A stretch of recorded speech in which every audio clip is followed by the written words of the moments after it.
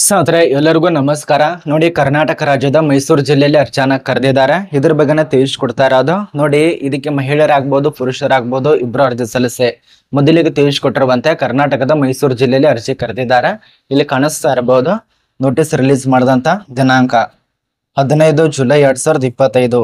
15 June ಅಲ್ಲ, July ಆಗಿರತ್ತೆ. ಅಂದ್ರೆ ರಿಲೀಸ್ ಮಾಡಿನ ಸುಮಾರು 3 ರಿಂದ 4 ಡೇಸ್ ಆಯ್ತು ಈ ಬಂದು ನೋಟಿಸ್ ರಿಲೀಸ್ ಮಾಡಿ. ಪ್ರತಿಯೊಬ್ರು ಅರ್ಜಿ ಸಲ್ಲಿಸಿ. ನಮ್ಮ ಒಂದು ಕರ್ನಾಟಕ ರಾಜ್ಯದ ಮೈಸೂರಿನಲ್ಲಿ ಖಾಲಿ ಇರತ್ತೆ. ಇದ್ರ ಬಗ್ಗೆನೇ ತಿಳಿಸ್ಕೊಡ್ತಾ ಇರೋದು. ಯಾವೊಂದು ಪೋಸ್ಟು, ಎಷ್ಟು ಹುದ್ದೆಗಳು, ಅದೇ ರೀತಿಯಾಗಿ ಇದಕ್ಕೆ ಸಂಬಂಧಪಟ್ಟಂತೆ ಏನೆಲ್ಲ ಅರ್ಹತೆ ಕೊಟ್ಟಿದ್ದಾರೆ, ಯಾವೊಂದು ಎಲ್ಲ ಮಾಹಿತಿಯನ್ನ ತಿಳಿಸ್ಕೊಟ್ಟಿದ್ದೇವೆ. ವಿಡಿಯೋ ಕೊನೆತನಕ ನೋಡಿ. ಮತ್ತೆ ಈ ಒಂದು ಪ್ರಶಾಂತ್ ಅಕಾಡೆಮಿ ಚಾನಲ್ ಅನ್ನ ಇನ್ನೂ ತನಕ ಯಾರು ಸಬ್ಸ್ಕ್ರೈಬ್ ಮಾಡಿಲ್ಲ, ಸಬ್ಸ್ಕ್ರೈಬ್ ಮಾಡ್ಕೊಳ್ಳಿ. ನಿಮ್ಮ ಒಂದು ಫ್ರೆಂಡ್ಸ್ಗಳಿಗೆ ಈ ಒಂದು ವಿಡಿಯೋ ಶೇರ್ ಮಾಡಿ. ಬನ್ನಿ ಸ್ನೇಹಿತರೆ, ಇದು 2025 ಮತ್ತು 26ನೇ ಸಾಲಿನ ನೇಮಕಾತಿ ಆಗಿರತ್ತೆ.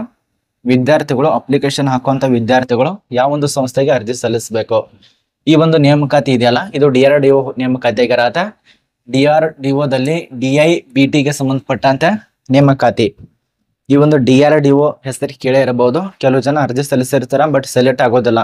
ಕೆಲವರಿಗೆ ನೇಮಕಾತಿಗೆ ಸಂಬಂಧಪಟ್ಟಂತೆ ಏನೆಲ್ಲ ಮಾಡ್ತಾರ ಅದರ ಸೆಲೆಕ್ಟ್ ಆಗೋದಿಲ್ಲ. ಯಾಕಂದ್ರೆ ಪರೀಕ್ಷೆನೇ ಇರೋದಿಲ್ಲ ಇದಕ್ಕೆ. ಕೆಲವು ಜನ ನಿಮ್ಮ ಒಂದು ಮೆರಿಟ್ ಆಧಾರದ ಮೇಲೆ ಸೆಲೆಕ್ಟ್ ಆಗತ್ತೆ ಅಂತ ಹೇಳಿ ಅಪ್ಲೈ ಮಾಡ್ತಾರ. ಆದ್ರೆ ನಿಮ್ಮ ಒಂದು SSLC ಅದ ನಂತರ ಡಿಪ್ಲೊಮಾದಲ್ಲಿ ಡಿಗ್ರಿದಲ್ಲಿ ಏನ್ ಪರ್ಸೆಂಟೇಜ್ ತಗೊಂಡಿರ್ತಾರಲ್ಲ ಅದು ಸೆಲೆಕ್ಟ್ ಆಗಲ್ಲ, ಮತ್ತೆ ಬಿಟ್ಟು ಬಿಡ್ತಾರ. ಈ ರೀತಿಯ ಸಮಸ್ಯೆ ಆಗರಾತ. ಈಗ ನೋಡಿ, ಮೈಸೂರಿನಲ್ಲಿ ಇರುವಂತ ಎಲ್ಲಾ ಒಂದು ವಿದ್ಯಾರ್ಥಿಗಳು ಅಪ್ಲಿಕೇಶನ್ ಹಾಕಿ ಪರೀಕ್ಷೆ ಇರೋದಿಲ್ಲ. ಇದನ್ನೇ ತಿಳಿಸ್ಕೊಡ್ತಾ ಇರೋದು. ಪರೀಕ್ಷೆ ಇರೋದಿಲ್ಲ. ಎದ್ರ ಮೇಲೆ ಆಯ್ಕೆ ಮಾಡ್ತಾರಪ್ಪ ಅಂದ್ರೆ ವೈದ್ಯಕೀಯ ಪರೀಕ್ಷೆ, ಒಂದು ಫಿಟ್ನೆಸ್ ಪರೀಕ್ಷೆ ಇರತ್ತೆ, ಸಂದರ್ಶನ ಮತ್ತು ಡಾಕ್ಯುಮೆಂಟ್ಸ್ ಪರಿಶೀಲನೆ ನಡೆಸಿ ಮತ್ತು ಮೆರಿಟ್ ಆಧಾರದ ಮೇಲೆ ಆಯ್ಕೆ ಮಾಡ್ತಾರೆ. ಏನ್ ತಿಳಿಸ್ಕೊಟ್ಟನಲ್ಲ ಅದ್ರ ಪ್ರಕಾರ ನಿಮಗೆ ಇರತ್ತೆ. ಬನ್ನಿ, ಈಗ ಸಂಸ್ಥೆ ಹೆಸರು ತಿಳ್ಕೊಂಡಿರಿ. ಅದೇ ರೀತಿಯಾಗಿ ನೇಮಕಾತಿ ಈಗಾಗಲೇ ಅರ್ಜಿಗಳು ಪ್ರಾರಂಭ ಆಗಿರತ್ತೆ 15ನೇ ತಾರೀಕಿನಿಂದ. ಮತ್ತೆ ಇದಕ್ಕೆ ಯಾರು ಅರ್ಜಿ ಸಲ್ಲಿಸಬೇಕಂದ್ರೆ ಡಿಪ್ಲೊಮಾದವರು, ITI ವಿದ್ಯಾರ್ಥಿಗಳು ಅಪ್ಲಿಕೇಶನ್ ಹಾಕಕ್ ನಡೆಯುತ್ತೆ. ಇದು ಟ್ರೈನಿಂಗ್ ಆಗಿರತ್ತೆ 1 ವರ್ಷ, ಅದ ನಂತರ 1.5 ವರ್ಷ, 2 ವರ್ಷ ತನಕ ಅಪ್ರೆಂಟಿಸ್ ಟ್ರೈನಿಂಗ್ ಇರತ್ತೆ. ಅರ್ಥ ಆಗ್ತಿದೆ ಅಂತ ಅನ್ಕೋತೀವಿ. ಅಪ್ರೆಂಟಿಸ್ ಅಂದ್ಮೇಲೆ ಒಂದು ಸರ್ಟಿಫಿಕೇಟ್ ಕೊಡ್ತಾರ. ಅದ್ರ ಜೊತೆಲಿ ನಿಮ್ಗೆ ಸ್ಟೀಫಂಡ್ ಅಂತ ಹೇಳಿ ಅಮೌಂಟ್ ಕೂಡ ಕೊಡ್ತಾರೆ. ಅಂದ್ರೆ ನಿಮ್ಗೆ ಸ್ಯಾಲ್ರಿ ಇರತ್ತೆ ಪ್ರತಿ ತಿಂಗಳಾಗಿ. ಅದೆಷ್ಟು ಇರತ್ತೆ ಏನು ಅಂತ ಇಲ್ಲೇ ತಿಳಿಸ್ಕೊಡ್ತೇನೆ ನೋಡಿ. ಮೊದಲಿಗೆ ಪೋಸ್ಟ್ ನೋಡಿ, ಯಾವ ಒಂದು ಪೋಸ್ಟಿಗೆ ಅರ್ಜಿ ಕರೆದಿದ್ದಾರೆ. ಸುಮಾರು 2-3 ಪ್ರಕಾರ ಪೋಸ್ಟ್ ಇರತ್ತೆ. ಮೊದಲನೇದಾಗಿ ಯಾಂತ್ರಿಕ ಇಂಜಿನಿಯರಿಂಗ್ ಅಂತೇಳಿ. ಈ ಒಂದು ಯಾಂತ್ರಿಕ ಇಂಜಿನಿಯರಿಂಗ್ ಹುದ್ದೆಗಳಿಗೆ ಅಪ್ಲಿಕೇಶನ್ ಹಾಕಿ. ಯಾವುದೇ ರೀತಿಯಾಗಲ್ಲ, ಯಾಂತ್ರಿಕ ಅಂದ್ರೆ ಮೆಕ್ಯಾನಿಕಲ್ ಇಂಜಿನಿಯರಿಂಗ್ ಹುದ್ದೆಗೆ ಅಪ್ಲಿಕೇಶನ್ ಹಾಕಿ, ಅಥವಾ ವಿದ್ಯುತ್ ಇಂಜಿನಿಯರಿಂಗ್ ಕೂಡ ಖಾಲಿ ಇರತ್ತೆ. ಎಲೆಕ್ಟ್ರಿಕಲ್ ಇಂಜಿನಿಯರಿಂಗ್ ಹುದ್ದೆಗಳ ಅರ್ಜಿ ಕರೆದಿದ್ದಾರೆ 4. ಅದ ನಂತರ ಇದು 4. ಟೋಟಲ್ 2 ಪ್ರಕಾರ ನೋಟಿಸ್ ರಿಲೀಸ್ ಮಾಡಿರುವಂತದ್ದು. ಅದೇ ರೀತಿಯಾಗಿ ನಿಮ್ಮ ಒಂದು ಯಂತ್ರ ಶಿಲ್ಪಿ, ಫಿಟ್ಟರು, ಎಲೆಕ್ಟ್ರಿಕಲ್ ಅವ್ರು ಕೊಟ್ಟಿರುವಂತ ಮಾಹಿತಿ ಪ್ರಕಾರ ಮೆಕ್ಯಾನಿಸ್ಟು ಮತ್ತು ಫಿಟ್ಟರ್ ಹುದ್ದೆಗಳು, ಎಲೆಕ್ಟ್ರಿಕಲ್ ಈ ರೀತಿಯಾಗಿ ಪೋಸ್ಟಿಗೆ ಅರ್ಜಿ ಕರೆದಿದ್ದಾರೆ. ಇದಕ್ಕೇನು ಅಪ್ಲಿಕೇಶನ್ ಹಾಕಬೇಕು. ಇನ್ನು ವಯೋಮಿತಿ ವಿಷಯಕ್ಕೆ ಸಂಬಂಧಪಟ್ಟಂತೆ ಮಾತಾಡ್ಬೇಕಂದ್ರೆ 31/7/2025 ನಿಮ್ಮ ಒಂದು ಏಜ್ ಲಿಮಿಟ್ ಇದೆಯಲ್ಲ, ಒಂದ್ಸರಿ ಲೆಕ್ಕಾಚಾರ ಮಾಡ್ಕೊಳ್ಳಿ. ಈ ಒಂದು ಏಜ್ ಲಿಮಿಟ್ ಅನ್ನ ಲೆಕ್ಕಾಚಾರ ಮಾಡ್ಕೊಳ್ಳಿ, ಎಷ್ಟಾಗಿದೆ ಏನೇ ಅಂತ ಹೇಳಿ. 18 ವರ್ಷ ಅಂತ ಆಗಿರ್ಬೇಕಾಗತ್ತೆ. ಅವ್ರು ಕೊಟ್ಟಿರುವಂತ ಮಾಹಿತಿ ಪ್ರಕಾರ 27 ವರ್ಷ ತನಕ ಕೊಟ್ಟಿರುವಂತದ್ದು. 27 ವರ್ಷ ತನಕ ಕೊಟ್ಟಿದ್ದಾರೆ. ಒಂದು ಸರಿ ನೀವು ಅರ್ಜಿ ಸಲ್ಲಿಸಿದಾರಲ್ಲ, ಆ ಒಂದು ಅದರ ಮೇಲೆ ಚೆಕ್ ಅನ್ನು ಮಾಡ್ಕೋಬಹುದು. ಇನ್ನು ವಿದ್ಯಾರ್ಹತೆ ಆಗಲೇ ತಿಳಿಸ್ಕೊಟ್ಟಿರುವಂತೆ ಡಿಪ್ಲೊಮಾ ಪಾಸ್ ಆದಂತ ವಿದ್ಯಾರ್ಥಿಗಳು ಅಪ್ಲಿಕೇಶನ್ ಹಾಕ್ಬೇಕಾಗತ್ತ. ಇಲ್ಲಿದೆ ನೋಡಿ, ಕೆಲವು ಜನ ಗೋಳು ತಿಳಿಸ್ತದೆ ಅಂತ ಅನ್ಕೋಬಹುದು.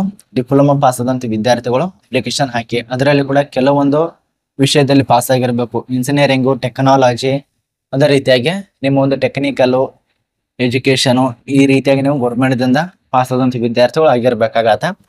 ಇದು ಮೊದಲನೇದಾಗಿ. ಅದ ನಂತರ ಎರಡನೇದಾಗಿ ನಿಮ್ಮೊಂದು ಕೋರ್ಸ್ನ ಸಂಬಂಧಪಟ್ಟಂತೆ ITI ಈ ರೀತಿಯಾಗಿ ಡಿಪ್ಲೊಮಾ ಕಂಪ್ಲೀಟ್ ಮಾಡಿದಂತ ವಿದ್ಯಾರ್ಥಿಗಳು ಆಗಿರ್ಬೇಕಾಗತ್ತೆ. ಇನ್ನು ಇದಕ್ಕೆ ಸಂಬಂಧಪಟ್ಟಂತ ರೂಲ್ಸ್ ಕೊಟ್ಟಿದ್ದಾರೆ. ಅರ್ಜಿ ಸಲ್ಲಿಸುವಂತ ವಿದ್ಯಾರ್ಥಿಗಳು 2 ವೆಬ್ಸೈಟ್ ಕೊಟ್ಟಿದ್ದಾರೆ. ಅವರು ನೇಮಕಾತಿ ರಿಲೀಸ್ ಮಾಡೋ ಸಮಯದಲ್ಲಿ 2 ನೋಟಿಸ್ ರಿಲೀಸ್ ಮಾಡಿ 2 ವೆಬ್ಸೈಟ್ ಕೊಟ್ಟಿರುವಂತದ್ದು. ಇದು ಮೊದಲನೇ ನೋಟಿಸ್ ವೆಬ್ಸೈಟ್ ಆಗಿರತ್ತೆ, ಇದು 2ನೇ ವೆಬ್ಸೈಟ್ ಆಗಿರತ್ತೆ. ಇದರಲ್ಲಿ ಏನಾದ್ರು ವರ್ಕ್ ಆಗಲಿಲ್ಲ ಅಂದ್ರೆ ಆ ಒಂದು ವೆಬ್ಸೈಟ್ ಅಪ್ಲಿಕೇಶನ್ ಹಾಕಿ. ಅದರಲ್ಲಿ ಏನಾದ್ರು ವರ್ಕ್ ಆಗಲಿಲ್ಲ ಅಂದ್ರೆ ಇದರಲ್ಲಿ ಅಪ್ಲಿಕೇಶನ್ ಹಾಕಿ. ಇನ್ನು ಆಯ್ಕೆ ವಿಧಾನದಲ್ಲಿ ಆಗಲೇ ತಿಳಿಸ್ಕೊಟ್ಟಿರುವಂತೆ ಒಂದು ಸಂದರ್ಶನ, ಫಿಟ್ನೆಸ್, ಅದ ನಂತರ ವೈದ್ಯಕೀಯ ಪರೀಕ್ಷೆ, ಡಾಕ್ಯುಮೆಂಟ್ಸ್ ಪರೀಕ್ಷೆ ಮತ್ತು ಮೆರಿಟ್ ಆಧಾರದ ಮೇಲೆ ಇಷ್ಟಾದ್ರೆ ಮುಗಿಯುತ್ತೋ ಆಯ್ಕೆ ಮಾಡ್ತಾರೆ. ಇನ್ನು ಸ್ಟೀಪಂಡ್ ಅಂತ ಹೇಳಿ ನಿಮ್ಗೆ ಸಿಗತ್ತೆ 30,000 40,000 ರೂಪಾಯಿ ಅಲ್ಲ. ನಿಮ್ಗೆ ಗೊತ್ತಿರುವಂತೆ ಈಗಾಗಲೇ ಡಿಪ್ಲೊಮಾ ಅಪ್ರೆಂಟಿಸ್ ಹುದ್ದೆಗಳಿಗೆ 8,000, ನೀವಾದ್ರೂ ITI ಅಪ್ರೆಂಟಿಸ್ ತರಬೇತಿದಾರರಿಗೆ ಅರ್ಜಿ ಸಲ್ಲಿಸಿದ್ರೆ 7,000 ತನಕ ಸಿಗತ್ತೆ. ಇದು ನಮಗೆ ಒಂದು ಕಡೆ ಆಯ್ತು. ಅದೇ ರೀತಿಯಾಗಿ ಇದು ಅರ್ಜಿ ಸಲ್ಲಿಸುವಂತ ವಿಧಾನ ಆಫ್ಲೈನ್ ಇರತ್ತೆ, ಆನ್ಲೈನ್ ಇರೋದಿಲ್ಲ. ಆಫ್ಲೈನ್ ಇರೋದ್ರಿಂದ ಒಂದು ಫಾರ್ಮ್ ಕೂಡ ಸಿಗತ್ತೆ, ಅರ್ಜಿ ಸಲ್ಲಿಸುವಂತ ಫಾರ್ಮ್. ಆ ಒಂದು ಫಾರ್ಮ್ ಅನ್ನ ತೆಗೆದುಕೊಂಡು ಇಲ್ಲಿ ಕಾಣಿಸ್ತಾ ಇದೆಯಲ್ಲ ಈ ಒಂದು ವಿಳಾಸಕ್ಕೆ ಸಲ್ಲಿಸಬೇಕು. ಈ ಒಂದು ವಿಳಾಸ ನೋಟ್ ಮಾಡ್ಕೊಳ್ಳಿ. ಈ ಒಂದು ವಿಳಾಸಕ್ಕೆ ಪ್ರತಿಯೊಬ್ಬರು ನಿಮ್ಮ ಒಂದು ಅಂಚೆ ವಿಳಾಸಕ್ಕೆ ಅರ್ಜಿ ಸಲ್ಲಿಸುವಂತ ವಿದ್ಯಾರ್ಥಿಗಳು ಅಪ್ಲಿಕೇಶನ್ ಹಾಕಿ. ಅಥವಾ ನಮ್ಮ ಒಂದು ಟೆಲಿಗ್ರಾಮ್ ಗ್ರೂಪ್ದಲ್ಲಿ ಇದರ ನೋಟಿಸ್ PDF ಫಾರ್ಮ್ ಎಲ್ಲ ಕೊಟ್ಟಿದ್ದೇನೆ, ಚೆಕ್ ಕೂಡ ಮಾಡ್ಕೊಳ್ಳಿ. ಮತ್ತು ಅರ್ಜಿ ಸಲ್ಲಿಸಲು ಕೊನೆಯ ದಿನಾಂಕ 15 ಆಗಸ್ಟ್. ಅರ್ಜಿ ಪ್ರಾರಂಭ ಆಗಿರೋದು 15 ಜುಲೈ. ನಂತರ ಅರ್ಜಿ ಸಲ್ಲಿಸಲು ಕೊನೆಯ ದಿನಾಂಕ 15/8/2025 ಕೊನೆಯ ದಿನಾಂಕ ಆಗಿರತ್ತ. ಅದೇ ರೀತಿಯಾಗಿ ಟೋಟಲ್ ಆಗಿ ಮೈಸೂರು ಜಿಲ್ಲೆಯಲ್ಲಿ 20 ಪೋಸ್ಟ್ಗೆ ಅರ್ಜಿ ಕರೆದಿದ್ದಾರೆ. ಆಪರೇಷನ್ ಟ್ರೈನಿ ಅಂತೇಳಿ ಈ ಒಂದು ಅಪ್ರೆಂಟಿಸ್ ಟ್ರೈನಿ ಪೋಸ್ಟ್ಗೆ ಅಪ್ಲಿಕೇಶನ್ ಹಾಕಿ. DRDO ಸಂಸ್ಥೆ ಆಗಿರತ್ತೆ. ಇದು 7,000ದಿಂದ 8,000 ತನಕ ಪ್ರತಿ ತಿಂಗಳ ಸ್ಯಾಲ್ರಿ. ಇದ್ರ ಬಗ್ಗೆ ನಿಮ್ಗೆ ಕನ್ಫರ್ಮ್ ಆಗಿ ಸಂಪೂರ್ಣ ಮಾಹಿತಿ ತಿಳಿದೈತೆ ಅಂತ ಅನ್ಕೋತೀವಿ. ಏನು PDF ಫಾರ್ಮ್ ಯಾವ ರೀತಿ ಡೌನ್ಲೋಡ್ ಮಾಡ್ಕೋಬೇಕು, ಇದನ್ನ ಹೇಗೆ ತುಂಬಬೇಕಂತ ಕೆಲವು ಜನ ಗೊತ್ತಿರೋದಿಲ್ಲ. ಮತ್ತೆ ನಿಮ್ಮೊಂದು ಏನೇನು ಡಾಕ್ಯುಮೆಂಟ್ಸ್ ಬೇಕು ಅದನ್ನು ಕೂಡ ಕೊಟ್ಟಿದ್ದಾರೆ ಲಿಸ್ಟ್ ಪ್ರಕಾರಾಗಿ. ಮೊದಲಿಗೆ ನಿಮ್ಮ SSLC ಅಂಕಪಟ್ಟಿ, ಡಿಪ್ಲೊಮಾ ಅಂಕಪಟ್ಟಿ, ಅದ ನಂತರ IT ಅಂಕಪಟ್ಟಿ, ಸೆಮಿಸ್ಟರ್ದು ಎಲ್ಲ ಸೆಮಿಸ್ಟರ್ದು ಬೇಕಾಗತ್ತೆ. ಕಾಸ್ಟ್ ಸರ್ಟಿಫಿಕೇಟ್ ಬೇಕು. PWBD ಬೇರೆ ತೆಗಿತ್ತಂದ್ರೆ ಅದ್ರ ಸರ್ಟಿಫಿಕೇಟ್, ಫೋಟೋ, ID ಬೇಕಾಗತ್ತೆ. ನಿಮ್ಮ ಒಂದು ID ಕಾರ್ಡ್ ಫೋಟೋ ಬೇಕಾಗತ್ತೆ. ಗೌರ್ಮೆಂಟ್ ಪಡೆದಿರುವಂತ ಫೋಟೋ ಅಥವಾ ಪ್ರೈವೇಟ್ ಆಧಾರ್ ಕಾರ್ಡು, ಈ ರೀತಿಯಾಗಿ ಎಲೆಕ್ಷನ್ ಕಾರ್ಡು, ಪ್ಯಾನ್ ಕಾರ್ಡು ಅದನ್ನ ಕೇಳಿದ್ದಾರೆ. ಅಥವಾ driving licence, EWS certificate, passport size photo copy ಬೇಕಾಗತ್ತೆ. ಪೊಲೀಸ್ ವೆರಿಫಿಕೇಶನ್ ಸರ್ಟಿಫಿಕೇಟು ಅಂದ್ರೆ ನೀವು ನಿಮ್ಮ ಠಾಣೆಯಲ್ಲಿರುವಂತ ನಿಮ್ಮೊಂದು ನೀವು ಎಲ್ಲಿ ಬರ್ತಾರಲ್ಲ ಆ ಒಂದು ವ್ಯಾಪ್ತಿಯಲ್ಲಿ ಬರುವಂತ ತಾಲೂಕಿನಲ್ಲಿ ಬಂದ್ರೆ ತಾಲೂಕಾ ಠಾಣೆ ಇರತ್ತೆ, ಅಲ್ಲಿ ಹೋಗಿ ಚೆಕ್ ಮಾಡ್ಕೊಳ್ಳಿ.